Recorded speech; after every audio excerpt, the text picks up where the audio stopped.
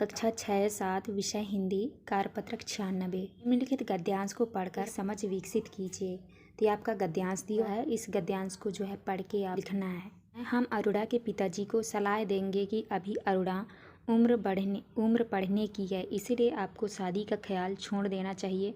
हाँ, पढ़ाई के साथ साथ आप उसे सिलाई का काम सिखा सकते हो, जिससे भविष्य में इसके काम आएगी वह, परंतु अभी इसकी आयु पढ़ाई करने की है, आपको इसकी पढ़ाई पूरी करानी चाहिए। हमारी सरकार भी कहती है कि बेटी बचाओ बेटी बढ़ाओ। कम उम्र में शादी कर इसका जीवन नरक तुल्य क्यों बनाना चाहते हैं। आज सरकार बच्चियों की पढ़ाई पर बहुत जोर दे रही है। अरुणा से भी कहेंगे कि पढ़ाई के साथ साथ अपने माता पिता के हाथ बटाया करो, जिससे उनको कुछ मदद मिलेगी। तो इस तरह से आपको लिख लेना है। यहाँ पे आपका कार्यपत्रक 96 कंप्लीट होता है। इसके बाद आता है आपका नेक्स्ट कार्यपत्रक 97। पहला है, क्या आप अपने दोस्तों के साथ गांव के आसपास या गांव में कहीं घूमने गए हैं।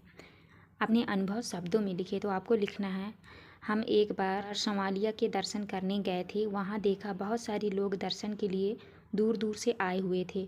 संवालिया जी का मंदिर बहुत विशाल बना हुआ है। हम रास्ते में शनिदेव महाराज के दर्शन भी करके आए। इसके बाद नेक्स्ट आता है आपका दूसरा, आप अपने परिवार के साथ किसी मेले या हाट में गए होंगे, उसके बारे में लिखिए। तो आपको लिखना है, एक बार मैं उदयपुर मेले में गया। वहाँ छोटे से लेकर बड़े अनेक प्रकार के झूले, चक्री, दुकानें, खेल खिलौने, खाने पीने का सामान आदि मिल रहा था। कुछ बच्चे रेलगाड़ी की सवारी का आनंद ले रहे थे। इसके बाद नेक्स्ट आता है आपका तीसरा, आपके आसपास आपने कोई बड़ी घटना, दुर्घटना, चोरी की खबर सुनी होगी, उस खबर या घटना के बारे में लिखिए। तो आपको लिखना है, एक बार हमारे गांव के पास एक में यात्रियों से भरी बस पलट गई। गांव के सभी लोग पता चलते ही दौड़ पड़े। सभी लोगों ने मिलकर यात्रियों को सुरक्षित निकाल लिया। ईश्वर की कृपा से कोई जनहानि नहीं हुई।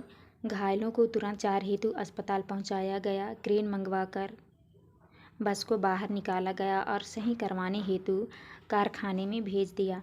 बस में काफ़ी नुकसान हो गया था। तो यहाँ पे आपका कार्यपत्रक 97 कंप्लीट होता है। इसके बाद आता है आपका नेक्स्ट कार्यपत्रक 98। नीचे दी गई कहानी को पढ़कर प्रश्नों के उत्तर दीजिए। तो ये आपका कहानी दिया हुआ है, इस कहानी को जो है आपको पढ़ के उत्तर लिखना है। तो पहला आता है, पशुओं का झुंड देना चाहते थे। तो आपका उत्तर होगा बीच वाले भाई के लिए। दूसरा है, जब भाइयों ने यह समस्या डॉक्टर के सामने रखी तो वह हंसने लगे। रखी शब्द का उपयोग किस तरह इस वाक्य में किया गया है, उसका अर्थ इनमें से किससे मिलता जुलता है।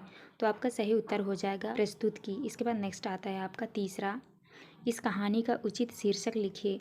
तो आपको उत्तर में लिखना है चतुर जमींदार। इसके बाद चौथा है, भाइयों ने अपनी समस्या किसको बताई। तो आपको लिखना है अपने पिता के मित्र डॉक्टर साहब को। पाँचवीं में है, यदि आप जमींदार के स्थान पर होते तो बंटवारा कैसे करते और क्यों। तो आपको लिखना है, यदि हम जमींदार के स्थान पर होते तो तीनों बेटों को जमीन, जानवर और सोने के बराबर 3-3 हिस्से करके बराबर बराबर बांट देते हैं। यहाँ पे आपका कार्यपत्रक 98 कंप्लीट होता है। इसके बाद आता है आपका नेक्स्ट कार्यपत्रक 99। दी गई कविता को पढ़िए और इस पर आधारित प्रश्नों के उत्तर लिखिए। तो बच्चों, ये आपका कविता दिया हुआ है, इस कविता को जो है आपको पढ़ लेना है। इसको पढ़ के है आपको उत्तर लिखना है। पहला प्रश्न आता है, इस कविता में किस किस के बीच बात हो रही है। तो आपका सही उत्तर हो जाएगा चंदा और उसकी माँ के। दूसरा है, चांद क्या सिलवाना चाहता है। तो आपका उत्तर होगा झिंगोला। इसके बाद नेक्स्ट आता है आपका तीसरा, माँ को चंदा के कपड़े सिलवाने में डर क्यों लगता है। तो आपको लिखना है क्योंकि चंदा कभी छोटा हो जाता है, कभी बड़ा हो जाता है, इसलिए माँ को डर लग रहा था। इसके बाद चौथा आता है, इस कविता में चंदा और उसकी माँ के बीच बातचीत हो रही है, इस बातचीत को अपने शब्दों में लिखिए।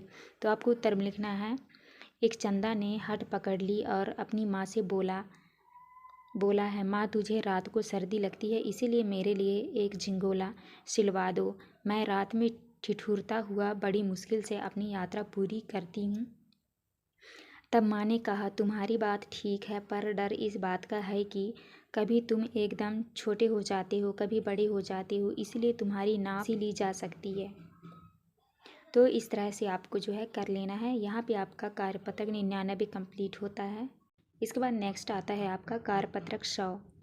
दिए गए गद्यांश को पढ़कर समझते हुए प्रश्न बनाकर लिखिए। तो बच्चों, ये आपका गद्यांश दिया हुआ है, इस गद्यांश को जो है आपको अच्छे से पढ़ लेना है।